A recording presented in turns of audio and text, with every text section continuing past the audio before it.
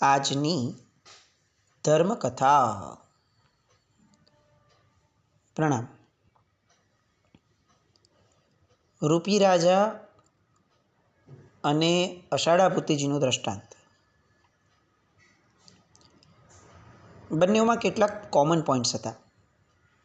બંને દ્રષ્ટાંતો આપણે સાંભળ્યા છે, એટલે હવે કેટલીક સરખામણી કરવામાં આપણે ક્યાં છીએ એ ખ્યાલ આવશે. ટેકનિકલી વાર્તાઓ એટલા માટે જ સાંભળવાની છે કે વાર્તામાં આપણને શોધવાના છે. આપણે વાર્તાના કયા પાત્ર સાથે અત્યારે મેચ થઈએ છીએ અને વાર્તાનું કયું પાત્ર છે કે જે આપણને અપીલ કરે છે કે મારે આવા બનવું જોઈએ. એ બે વચ્ચેનો જે ડિફરન્સ છે અને એ બે વચ્ચેની જે યાત્રા છે એ જ જીવન છે. આપણી અત્યારની પેઢીને આપણે વાર્તાઓ નાનપણથી કીધી નથી, એટલે એ પેઢી મોબાઈલ અને પિક્ચરો તરફ વળી. હવે એમાં એને જે જોવા મળ્યું એનો ગોલ એ જ બનવાનો થશે. હવે એ બનતી જાય છે એટલે આપણને એવું લાગે છે કે બગડી ગઈ છે. પણ મૂળમાં આઈડિયોલોજીસ જ્યાં સુધી ઊભી ન કરવામાં આવે ત્યાં સુધી જીવની માટે પોતાનું આગળનું સ્ટેપ એ ક્લિયર નથી થતું. અને આ નાની ઉંમર છે કે જે ઉંમરની અંદરમાં પોતાના ગોલ સેટ કરવાની ઈચ્છા હાઈએસ્ટ હોય છે. એ સમયમાં આપણે કોઈ આદર્શ આપતા નથી. એ સમયમાં આપણે એવું એજ્યુકેશન આપીએ છીએ કે જેનો ભવિષ્યમાં કોઈ અર્થ જ નથી. કોણ એને ભવિષ્યની અંદરમાં જ્યોમેટ્રીને લગતા સવાલો પૂછવાનું છે, કોણ ફિઝિક્સને લગતા સવાલો પૂછવાનું છે, અનલેસ કે એ પોતે એ ફિલ્ડમાં જવાનું હોય તો. અધરવાઇઝ શું યુઝ? કંઈ નહીં. તો ખરી ઉંમર કે જ્યારે ગોલ સેટ કરવાનો છે સાયકોલોજીકલી, એ ઉંમરમાં આપણે વાર્તાઓ કહેવાનું બંધ કરી દીધું. વાર્તાઓ કહેવાની પદ્ધતિઓ હતી, વાર્તાઓ દ્વારા કેટલા મોટા વિકાસો થયા છે એના દ્રષ્ટાંતો છે. પણ તેમ છતાં આજનો આપણો આ સંઘ, આપણું શાસન, આપણો દેશ, આ બધા લોકો વાર્તાઓ પ્રત્યે બહુ ઉદાસીન થઈ ગયા. બાળકો બગડી ગયા એવું કહેવામાંથી આપણે ઊંચા જ નથી આવતા અને એ જોવાનું રહી જ જાય છે કે મા બાપો બગડી ગયા. મૂળ મુદ્દો. બે કથાનકો. મુખ્ય કથાનક અષાઢા ભૂતિજી, એમના જીવનના દ્રષ્ટાંતની અંદરમાં એમના ગુરુ જે હતા એ અષાઢા ભૂતિજી, મુખ્ય પાત્રો જે હતા આપણે જોઈએ છે. બે કન્યાઓ અને કન્યાઓના પિતા. કોમન પોઈન્ટ જુઓ કે આ બધા લોકોના જીવનની અંદરમાં લાગણીઓની એક નિયંત્રિતતા હતી. જુઓ, ગુરુ પાસેથી દીક્ષા પાછી આપવા માટે જ્યારે ગયા અષાઢા ભૂતિજી, ત્યારે ગુરુને ગુસ્સો આવવો જ જોઈતો હતો. એમ તો કેવી રીતે કરી શકે, નહીં જ કરવા દઉં, દાબમાં રાખી શકે એમ હતા. કોઈ પણ ભોગે હું તને નહીં જ જવા દઉં, કોર્ડન કરી લે, લોકોને, શ્રાવકોને બોલાવી લે, કેટલું બધું કરી શકે એમ હતા. આપણે આપણી જાતને એ ગુરુ તરીકે મૂકીએ તો અત્યારે જેટલા કશાયો આપણને છે કે જે રીતનો આપણી પ્રકૃતિ છે, સ્વભાવ છે, આપણે આવું જ કંઈક કરત. પણ એ ગુરુએ આમાંનું કંઈ ન કર્યું. એમણે શું કર્યું તો કે એમણે જેટલું બોધ આપી શકાય એટલો બધો જ બોધ આપવાનો પ્રયત્ન કર્યો, બધી રીતે, અલગ અલગ પ્રકારે. પણ છેવટે મનમાં સદભાવ ઊભો રખાવડાવી અને પછી સંબંધમાંથી એ છૂટા થયા. એનો ફાયદો શું થયો તો કે એ સદભાવ છેલ્લે ક્યારે કામમાં આવ્યો તો કે જ્યારે 12 વર્ષે પણ પોતાની શરતથી વિપરીત થયું ત્યારે અષાઢા ભૂતિજીને ઓલો સદભાવ જે છે એને તરત ખેંચ્યો. સોફ્ટ કોર્નર રાખી અને જ્યારે જીવનમાં સંબંધો સચવાય અથવા છોડાય છે ત્યારે જીવનની અંદરમાં ફરી પાછું કંઈક ઊભું થાય સરસ મજાનું, એની શક્યતા ઊભી રહે છે. પણ આ સોફ્ટ કોર્નર રાખવાનો સ્ટેપ ગુરુ ભગવંત કેમ લઈ શક્યા? કારણ કે ગુરુ ભગવંત લાગણીમાં હતા, લાગણીના આવેશમાં ન હતા. જો એ આવેશમાં હોત ને તો આપણે જે વિચારે છે એ બધું એમણે કર્યું હોત. એમ થોડી ચાલે, નહીં જ જવા દઉં, આટલા વર્ષનો સંયમ છે, મારા નામનું શું, આ સમુદાયનું શું, લોકો શું કહેશે, કેટલું બધું હોત. પણ લાગણીનો આવેશ ન હતો, લાગણી હતી. આ લાગણીના આવેશને રાગ કહેવાય અને લાગણી જે છે, નિતાંત લાગણી, એને પ્રેમ કહેવાય. પ્રેમ એ 18 પાપસ્થાનકમાં ક્યાંય આવતો નથી અને રાગ એ 18 પાપસ્થાનકના મૂળ તરીકે આપણને બતાવવામાં આવે છે. આપણા જીવનની અંદરમાં આપણે જે ચૂકી જઈએ છીએ એ આ છે કે આપણે ઘણી બધી વસ્તુઓને, ઘણી બધી સંબંધોમાં આપણે જેને પ્રેમ કહીએ છીએ આપણે જેને લાગણીઓ કહીએ છીએ એ મૂળમાં લાગણી નથી, લાગણીના આવેશ છે. આપણી પોઝેસિવનેસ, આપણો અહંકાર, આપણી અપેક્ષાઓ, આપણો સ્વાર્થ, સામા પ્રત્યેની ઈર્ષાઓ, કેટલા બધા દોષો, એનાથી ખદબદતી એ જે સંવેદના છે એને આપણે કઈ રીતે પ્રેમ કહી શકીએ? એ રાગ જ હોઈ શકે. તો આ બધા લોકોના જીવનની અંદરમાં કોઈ પણ પ્રસંગે આપણને પ્રેમનો પ્રાદુર્ભાવ દેખાયો, રાગ છલકાતો ન દેખાયો. અહીંયા રૂપી રાજાના દ્રષ્ટાંતમાં જોઈએ. અહીંયા શું થયું? તો કે પેલા મંત્રીશ્વર જ્યારે આચાર્ય ભગવાન થયા છે ને હવે જ્યારે આમને પ્રેરણા કરે છે કે ભાઈ તમે કોઈ જુઓ, હજી તમે જુઓ, કંઈ યાદ આવે છે કે આવું કંઈ દોષ તમારાથી સેવાયો હોય? એ સમયે લાગણીની અપેક્ષાએ વિચાર કરીએ ને તો આ સાધ્વીજી ભગવંતને એવું થઈ જવું જોઈતું હતું. એમને યાદ તો આવ્યું જ હશે કે હા મારાથી આવું થયું છે. એ મિસ નહીં થયું હોય કારણ કે એટલી મેમરી તો એમની શાર્પ હતી જ. તો પછી એ સત્ય સ્વીકારવામાં બાધક તત્વ શું બન્યું? તો કે બાધક તત્વ બન્યું એ લાગણીનો આવેશ. મારું કેવું દેખાશે, મારા માટે લોકો શું વિચારશે, આ જે લાગણીનો આવેશ છે, અતિરેક છે, લાગણીની વિકૃતિ છે, એ નડી. આષાઢાપુતીજીના જીવનમાં ક્યાંય પણ આવી વિકૃતિ નથી. સંયમ છોડ્યો ત્યારે પણ નહીં, સંયમ લેવા માટે ફરીથી જવાનું નક્કી કર્યું ત્યારે પણ નહીં. એમના સેન્ટરમાં પોતે પોતાની સેલ્ફ જ હતા. છોડ્યું ત્યારે પણ પોતાની કન્વિન્સિંગ વિચારધારા હતી કે મારે છોડવું જ છે, એ જ મહત્ત્વની હતી ને એ જ પ્રમાણે એમને નિર્ણય લીધો. પાછું લેવા માટે વિચાર કર્યો ત્યારે પણ ફોકસમાં પોતે જ છે, મારે હવે ફરીથી ત્યાં જ જવું છે. લોકો શું કહેશે, ગુરુ ભગવાન શું કહેશે, સાધુ સાધ્વીજી ભગવંતો જે સાથના છે એ શું કરશે, કંઈ જ નહીં. Only and only focus own self. એટલે જેટલા પણ નિર્ણયો લીધા એ કન્વિન્સિંગ રીતે પોતે જ લીધા, પોતાના ખભા પર જવાબદારી લઈને લીધા. એનો ફાયદો શું થયો? એનો ફાયદો એ થયો કે 12 વર્ષની અંદરમાં ક્યારે પણ પોતે અવઢવમાં ન રહ્યા, પોતે વિકલ્પો કે વિકૃતિઓમાં ન રહ્યા. પોતે જે સેવે છે એ કર્તવ્યને પોતે નિભાવે છે. નિર્ણય પોતાનો હતો, પોતે રહ્યા. રિગ્રેટ રહ્યો ક્યારે થયો અને કેટલો થયો? 12 વર્ષ પછીથી જ્યારે રિગ્રેટ થયો ને ત્યારે પણ એ રિગ્રેટમાં ન રહ્યા, એ રિગ્રેટથી ઉપર ઉઠ્યા. જેવો પશ્ચાતાપ શરૂ થયો કે હાય હાય મેં મારા 12 વર્ષ વિતાવી દીધા, આ વેડફી દીધા, પછીથી તરત બીજો સ્ટેપ આવ્યો તો કે હવે શું? આ સમાધાનકારી વલણ જે છે ને એ દરેક પશ્ચાતાપ પછી આવવું જ જોઈએ. પોઝિટિવિટી આવવી જ જોઈએ દરેક નેગેટિવિટી પછી. આપણા પશ્ચાતાપ સામાન્ય રીતે એટલા બધા ઇન્ટેન્સ હોય છે કે આપણે એમાંથી પોઝિટિવ આઉટકમ લઈ જ નથી શકતા. હું ખરાબ છું, હું પાપી છું, હું રાત્રિભોજન કરનારો છું, આવું કેટલું બધું આપણે લોકોની સામે એમને બોલી લઈએ છીએ. કોઈ પણ જરાક અનુમોદ ના કરે તો એમ કે ના ભાઈ ના, ક્યાં આપણા જીવનમાં તો કંઈ નથી, અમે આ નથી કરતા, આ નથી કરતા, આ નથી કરતા. કેટલી બધી વસ્તુઓ આપણે નથી કરતા.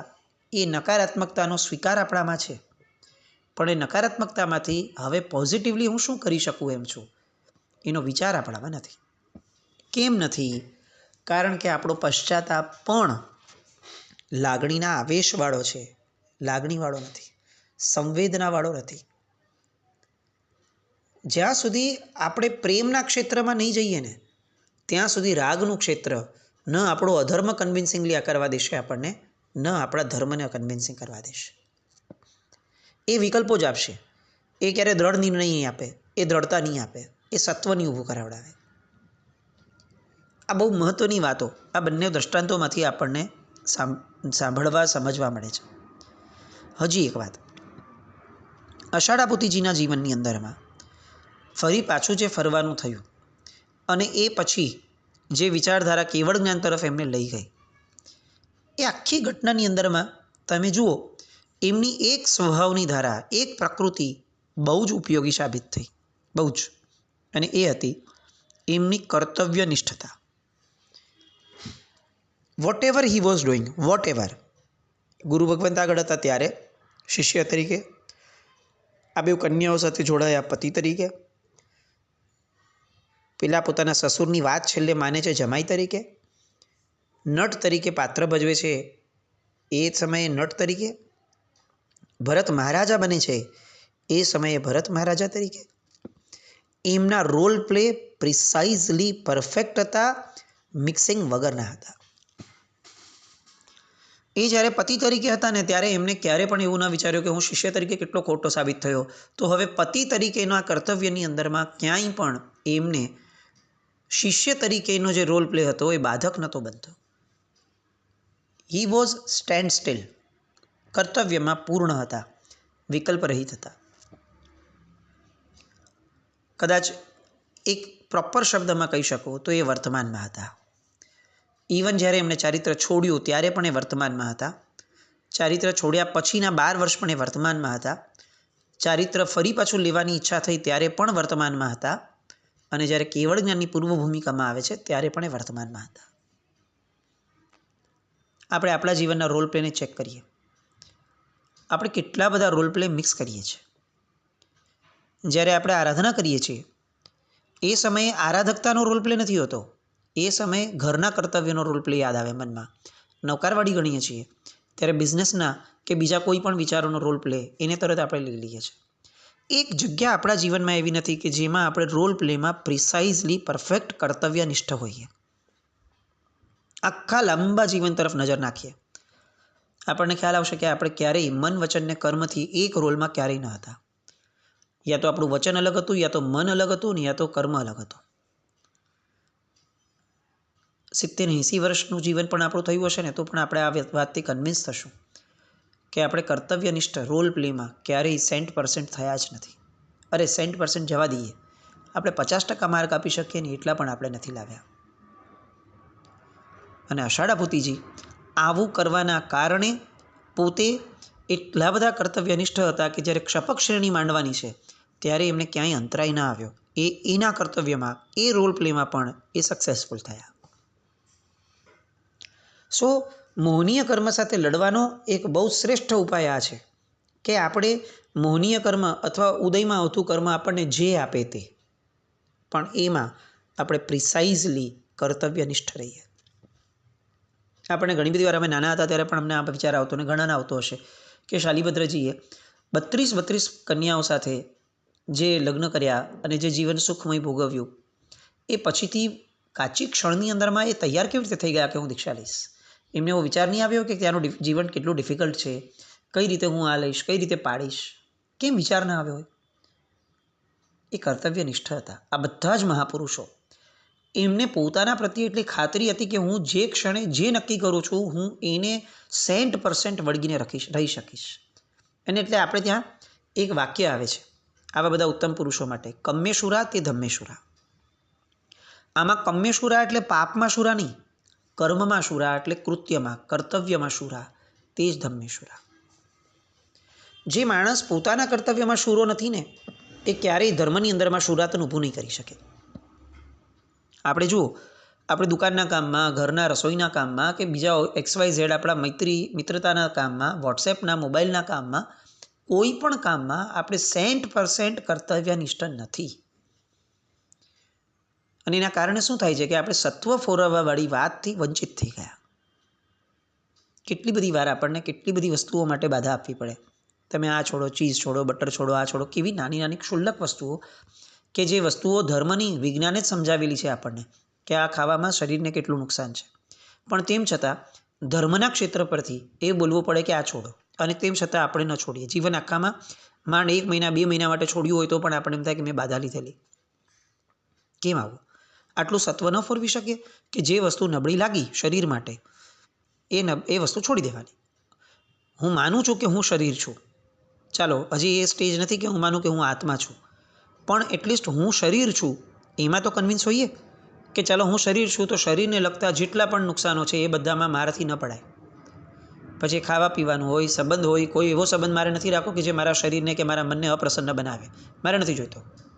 આટલામાં તો કન્વિન્સ હોવા જોઈએ. પણ એમાંય આપણે વિકલ્પવાળા છીએ, એમાં પણ સ્વાર્થવાળા છીએ, એમાં પણ ઘણા બધા કન્ફ્યુઝન્સવાળા છીએ, એમાં પણ કેટલાક ભય લઈને બેઠેલા છીએ. અધર્મમાં પણ આપણે સત્વ નથી ફોરવી શક્યા તો ધર્મમાં સત્વ ક્યાંથી ફોરવશું? રૂપી સાધ્વીજી ભગવાન એ પણ અંતે આ જ કરી શક્યા કે સાધ્વીજી તરીકેના રોલ પ્લેમાં એ કર્તવ્યનિષ્ઠ ન રહી શક્યા.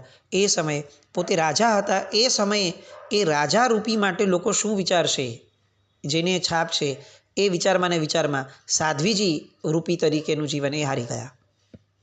કેટલાક લાખ ભવો એમના વધ્યા ફક્ત આ એક નેગેટિવ ઓલાના કારણે. તો moral of the story is આપણે કર્તવ્યનિષ્ઠ બનીએ. જે સમયે જે રોલ પ્લે છે, બિઝનેસ પર છીએ તો બિઝનેસવાળા બનીએ, આરાધક છીએ તો આરાધક બનીએ, પિતા તરીકે છે તો પિતા તરીકે બનીએ, પુત્ર તરીકે છે તો પુત્ર તરીકે બનીએ.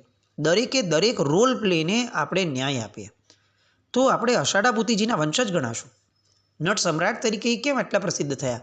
બિકોઝ એ એમના દરેક રોલ પ્લેની અંદરમાં ઓળઘેળ થઈ જતા હતા. અને કદાચ આ જ એક યોગ્યતા હતી કે એમને કેવળ જ્ઞાન બહુ સરળ થઈ ગયું. તો મોહનીય કર્મ સામે લડવાના આ બે દ્રષ્ટાંતમાંની કેટલીક સંવેદનાઓ, કેટલીક વાતો એ આપણે જોઈ. હજી 64 પ્રકારની પૂજાની અંદરમાં મોહનીય કર્મની સામે દ્રષ્ટાંત આપવા માટેના કેટલાક નાના નાના દ્રષ્ટાંતો છે. એક છે એક મુનિ ભગવંતનો દ્રષ્ટાંત. એ મુનિ ભગવંતને અવધિજ્ઞાન થયું. એ એકવાર કાજો કાઢી રહ્યા હતા અને અવધિજ્ઞાન તો થયું હતું. એટલે કાજો કાઢતી વખતે એમને ભાવ થયો કે ચાલો હું અવધિજ્ઞાનનો ઉપયોગ મૂકું અને હું જોઉં કે ઇન્દ્ર મહારાજા અત્યારે શું કરી રહ્યા છે. એટલે કાજો કાઢતી વખતે એમણે અવધિજ્ઞાનનો ઉપયોગ મૂક્યો અને જોયું તો ઇન્દ્ર મહારાજના રાણી એમનાથી રિસાઈ ગયા હતા. અને ઇન્દ્ર જે છે એ એમની રાણીને મનાવવા માટે, એ રિસાયેલી રાણીને મનાવવા માટે એ સામાન્ય માણસની જેમ એની પાસે અલગ અલગ પ્રકારનું વર્તન કરી રહ્યા હતા. શું થયું? તો કે મુનિવરને હસવું આવ્યું. એટલે બોલો, આખી સૃષ્ટિનો માલિક ઇન્દ્ર, એ ઇન્દ્ર પણ પોતાની પત્ની આગળ કેવો વામણો છે, આવું વિચાર્યું. અને એમને સામાન્ય, પોતે તો ભરત ક્ષેત્રમાં બેઠા છે, એ તો અવધિજ્ઞાન નામના ટીવીથી જોઈ રહ્યા છે ફક્ત, પણ ભરત ક્ષેત્રમાં બેઠા બેઠા એમને સામાન્ય પણ હસવું આવ્યું. અને શાસ્ત્રકાર ભગવંતો કહે છે કે એ જ ક્ષણે એમનું અવધિજ્ઞાન એ ચાલ્યું ગયું. કેમ આવું થયું ભાઈ? એક હસવાના કારણે? તો કે હા. કેમ? તો કે હાસ્ય એ મોહનીય કર્મનો એક અવાંતર પ્રકાર છે. અને મોહનીય કર્મને આપણે જે રીતે સેવીએ એ રીતે મોહનીય કર્મના ક્ષયોક્ષમથી થયેલું જ્ઞાન એ આપણી સાથે રહે. અત્યારે આપણું જ્ઞાન એ મોહનીય કર્મ સાથેના આવર્જન સાથેનું હોય, એટલે જ્ઞાનાવરણીય કર્મના ક્ષયોક્ષમનું હોય તો આપણી મેમરી સારી હોય, પણ પછી સાથે મોહનીય કર્મનો ક્ષયોક્ષમ ન હોય તો પછી એ જ્ઞાન આપણામાં ટકે નહીં. અને ટકે સપોઝ તો એ આપણને બેનિફિશિયલ ન થાય, એ અંતે ભવાંતરમાં આપણને બાધક જ બને, નુકસાનકારક જ બને. એટલે શાસ્ત્રો પણ ભણવાના છે, સૂત્રો પણ ભણવાના છે, તો બધું જ ભણતી વખતે સૌથી પહેલાં પવિત્ર બનવાની વાત કરી. પાત્રતા વગરની વસ્તુ નહીં. અને પાત્રતા એ મોહનીય કર્મનો ક્ષયોક્ષમ છે, એ જ્ઞાનાવરણીયનો ક્ષયોક્ષમ નથી. જ્ઞાનનો વિનય કરવો, જ્ઞાનનું બહુમાન રાખવું, આ બધા જે છે ને એ પાત્રતાના પ્રકારો છે. કે આપણે જે તત્વને સેવીએ છીએ એના પ્રત્યે વિનયવંત ન હોઈએ તો એને લેવાની આપણી યોગ્યતા નથી. તો આ શું છે? તો કે આ મોહનીયનો ક્ષયોક્ષમ છે. પણ ભણવું, યાદ રાખવું, સડસડાટ ગાથાઓ બોલી લેવી, આ જ્ઞાનાવરણીનો ક્ષયોક્ષમ છે. એકલા જ્ઞાનાવરણીના ક્ષયોક્ષમથી ક્યારેય મોક્ષ નથી થવાનું. મોહનીયના ક્ષયોક્ષમ વિના ક્યારેય કોઈ વસ્તુમાં આગળ નથી વધી શકવાના. આ મુનિવર અવધિ જ્ઞાન પામ્યા હતા. એ લેવલ સુધી પહોંચ્યા પછીથી ફક્ત એક ઇન્દ્ર માટે પોતે જે હાસ્ય મોહનીયનો ઉદય કર્યો, બંધ કર્યો, એના કારણે, એક સામાન્ય હાસ્યના કારણે કેટલીય સાધના પછી, કેટલાય ક્ષયોક્ષમ પછી મળતું અવધિ જ્ઞાન કાચી સેકન્ડમાં હારી ગયા. આ દ્રષ્ટાંતથી પંડિત વીર વિજયજી મહારાજ સાહેબ એવું કહેવા માંગે છે કે કોઈની ઉપર હસતા પહેલાં 100 વાર વિચાર કરજો કે અંદરમાં એક હાસ્યના કારણે કેટલું બધું અંદરથી લૂંટાય છે. પહેલાં મુનિવરનું અવધિ જ્ઞાન લૂંટાયું, આપણું કદાચ કેવળ જ્ઞાન લૂંટાતું જાય છે.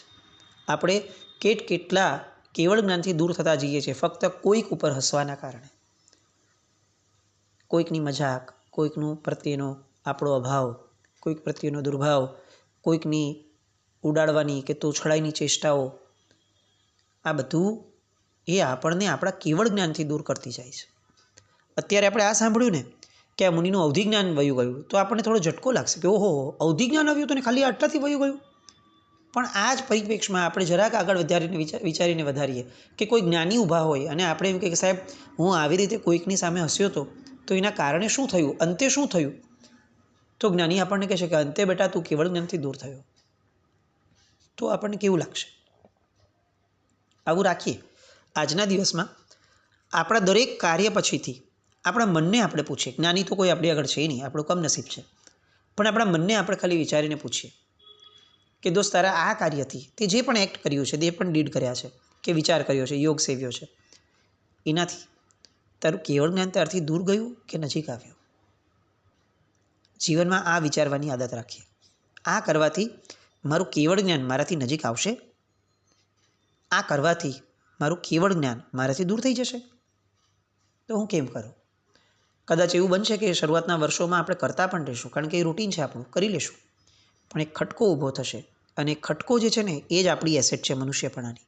એ ક્યારેક ને ક્યારેક આ ભવ નહીં તો આવતા ભવમાં આ ખટકો જ આપણી પાસેથી એ કુકર્મ દૂર કરાવશે.